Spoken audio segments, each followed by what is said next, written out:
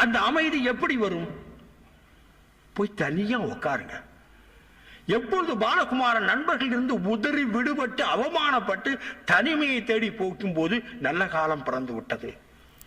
தனியாக இருக்க பழகிக் கொள்ளுங்கள்.